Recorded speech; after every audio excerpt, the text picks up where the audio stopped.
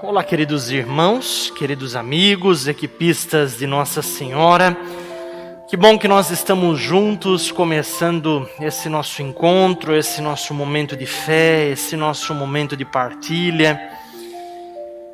Evidente que falar do movimento das equipes de Nossa Senhora é falar de uma instituição sagrada, a instituição família. E para o começo dessa nossa reflexão, eu trago um trechinho da Palavra de Deus. Um evangelho, segundo São Lucas, que diz: naquele tempo, Jesus disse a seguinte parábola: dois homens subiram ao templo para orar. Um era fariseu e o outro publicano. O fariseu de pé orava assim: meu Deus, dou-vos graças por não ser como os outros homens, que são ladrões, injustos, adúlteros, nem como este publicano. Jejuo 2 vezes por semana, pago o dízimo de todos os meus rendimentos. O publicano ficou à distância, nem sequer se atrevia a erguer os olhos ao céu, mas batia no peito e dizia: meu Deus, tende compaixão de mim, que sou pecador. Eu vos digo que este desceu justificado para sua casa, e o outro não. Porque todo aquele que se exalta será humilhado, e quem se humilha será exaltado. Palavra da salvação, glória a vós, Senhor. Queridos irmãos, queridos casais, queridas famílias, brevemente nesse momento de reflexão, de pensamento, de partilha da Palavra de Deus, eu gostaria de partilhar 3 pontinhos, 3 características fundamentais de um casal, 3 características fundamentais de uma família cristã. Primeiro, oração. A família que reza. Esse trecho do Evangelho coloca em evidência para nós 2 maneiras que existem de rezar. Uma maneira que é uma maneira falsa, a exemplo daquele fariseu. E outra maneira que é uma maneira autêntica, real, sincera, verdadeira de rezar, assim como rezou o publicano. O fariseu parece até que ele acaba como que encarnando uma atitude, e ele nem exprime gratidão a Deus pelos seus benefícios, pela sua misericórdia. A oração desse homem é uma satisfação de si, simplesmente assim. Ele se engrandece, ele se enaltece. Já o fariseu se sente justo, o fariseu se sente no lugar, se apoia nisso, vai julgando as outras pessoas como se ele estivesse num pedestal acima, num pedestal mais alto. E agora sim, já o publicano, coitado, ao contrário, nem palavras ele tem para multiplicar diante do Senhor. A oração do publicano é uma oração humilde, é uma oração sóbria. Ele tem consciência da sua própria indignidade. Ele conhece as suas misérias. Que bonito, não é? Um homem que se sente necessitado do perdão. Um homem que se sente necessitado da misericórdia de Deus. E que coisa! Os dois estavam no mesmo lugar. Os dois estavam dentro do templo. Os dois estavam dentro da igreja. A oração do publicano é uma oração de um pobre, mas foi uma oração que agradou a Deus. Uma oração que chega as nuvens, enquanto a oração do fariseu é uma oração marcada pelo peso da vaidade. E à luz dessa palavra, nesse primeiro ponto, a família que reza, eu pergunto a vocês também, queridas famílias, como tem sido a vida de oração? Quantas vezes já reclamamos da nossa falta de tempo para rezar? Pois agora o Senhor nos deu tempo, e nos deu tempo em casa. Estamos vivendo esse tempo de isolamento, de quarentena. Como é que nós temos utilizado esse tempo dentro da nossa casa? Além das séries da Netflix, além das receitas que não se acabam, além da criatividade com os filhos. Talvez alguns se perguntem ainda, mas como rezar? Mas como aproveitar melhor esse tempo para oração dentro de casa? Simples. Como faz o publicano, basta se colocar com humildade na presença de Deus. Basta se colocar diante do Senhor, e cada um com humildade se deixa olhar pelo Senhor, e cada um pede a bondade do Senhor para que venha a nós. Tá bom, padre, ótimo, mas em família, como é que se faz isso? A impressão que dá é que às vezes a oração é algo tão pessoal, mas tão pessoal, que é somente pessoal e que não há um momento propício para nós rezarmos em casa, em família.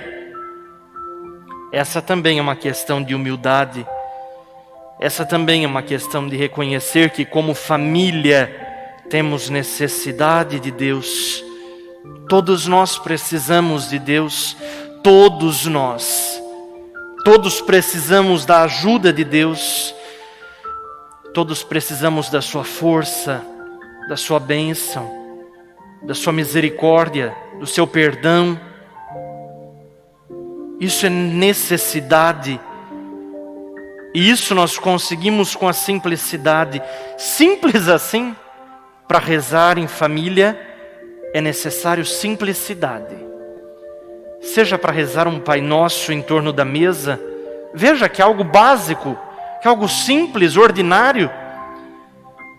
Seja para rezar o Magnífica em família, é algo fácil, é algo bonito, é algo que dá força.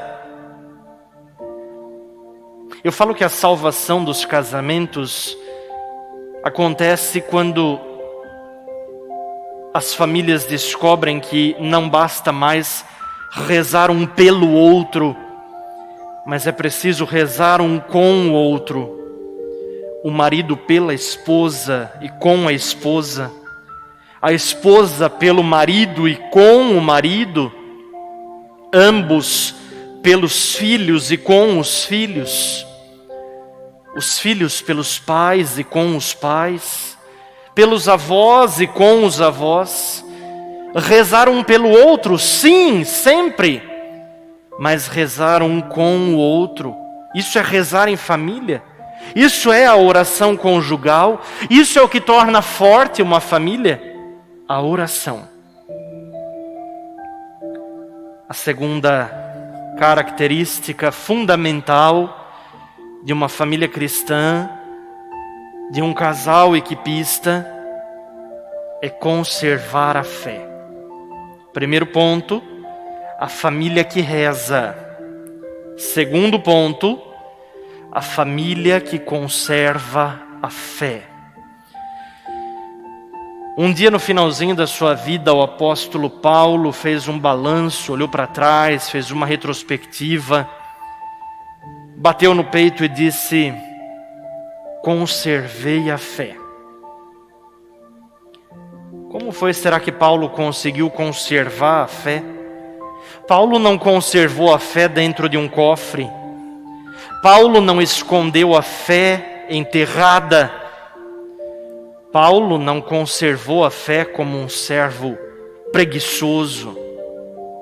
São Paulo compara a sua vida como uma batalha, como uma corrida.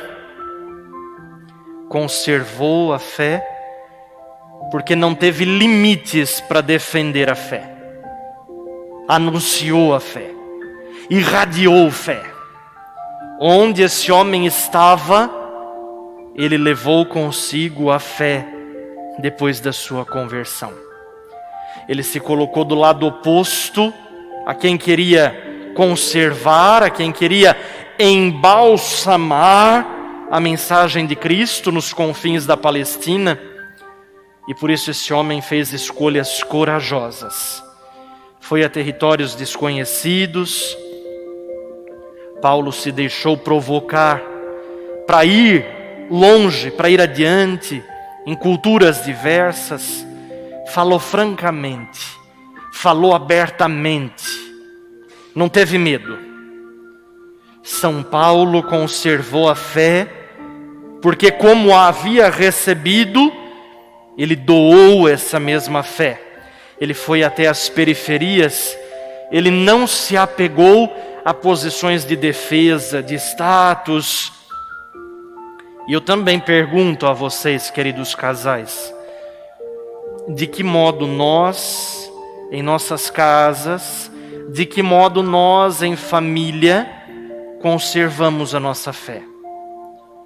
Nós a temos para nós, na nossa família, como um bem privado.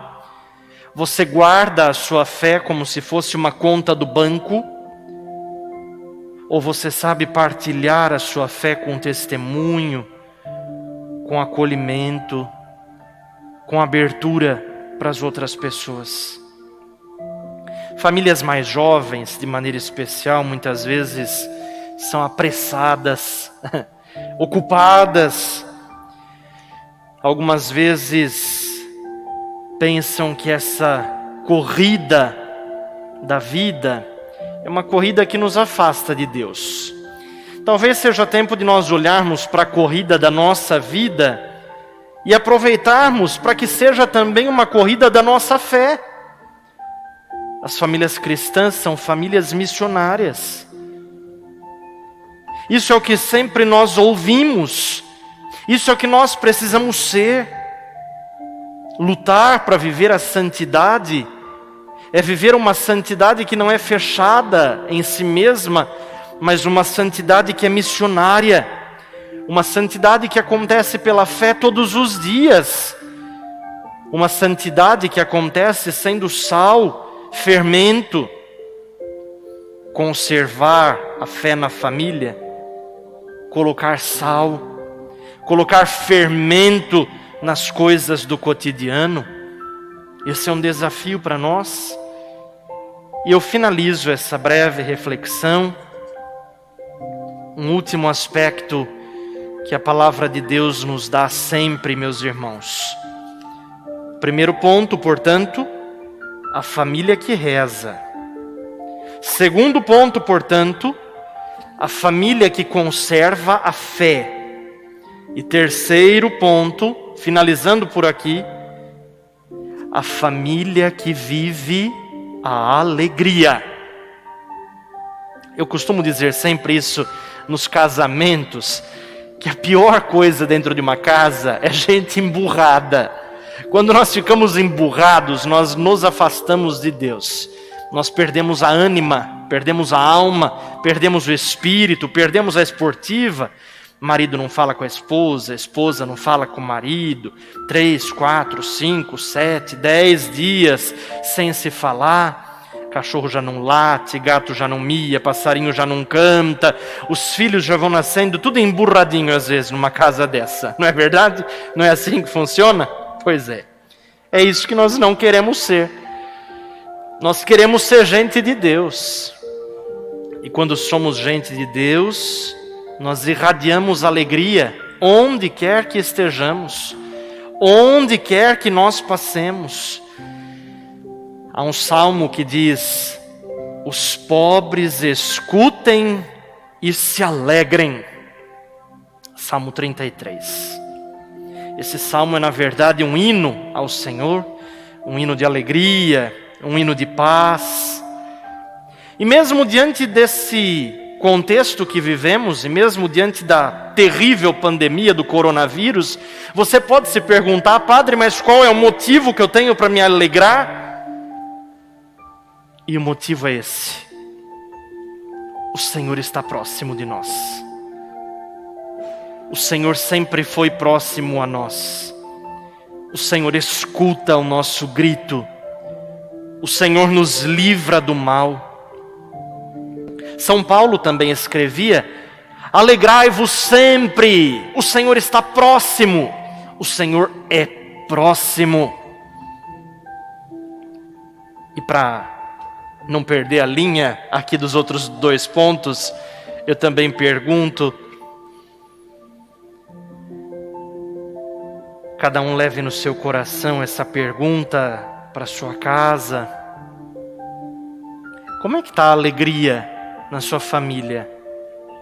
Como é que está a alegria do seu casamento? Como é que está a alegria da sua casa? Responda a si.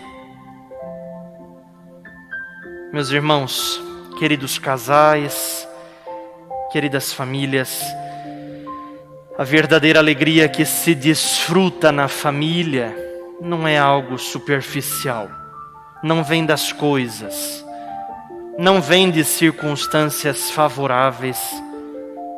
A alegria verdadeira vem da harmonia profunda entre nós, da alegria profunda entre seres humanos, entre as pessoas. E nós precisamos sentir isso em nós. É a beleza do estar junto, é a beleza do apoiarmos uns aos outros no caminho da vida. E na base do sentimento da alegria profunda está a presença de Deus. A presença de Deus na família. Se nós estamos felizes, se nós estamos alegres, se nós somos da alegria, é sinal de que o Senhor já construiu o alicerce da nossa casa. É sinal de que a presença de Deus está realmente na nossa casa, com amor acolhedor, misericordioso, respeitoso para com todos. E mais ainda, essa palavrinha pega, sobretudo, um amor paciente. Paciência é a palavra da família na pandemia. Paciência, pelo amor de Deus. Paciência é uma virtude de Deus. E Ele nos ensina em família a ter esse amor paciente uns com os outros, ter paciência entre nós. Amor paciente.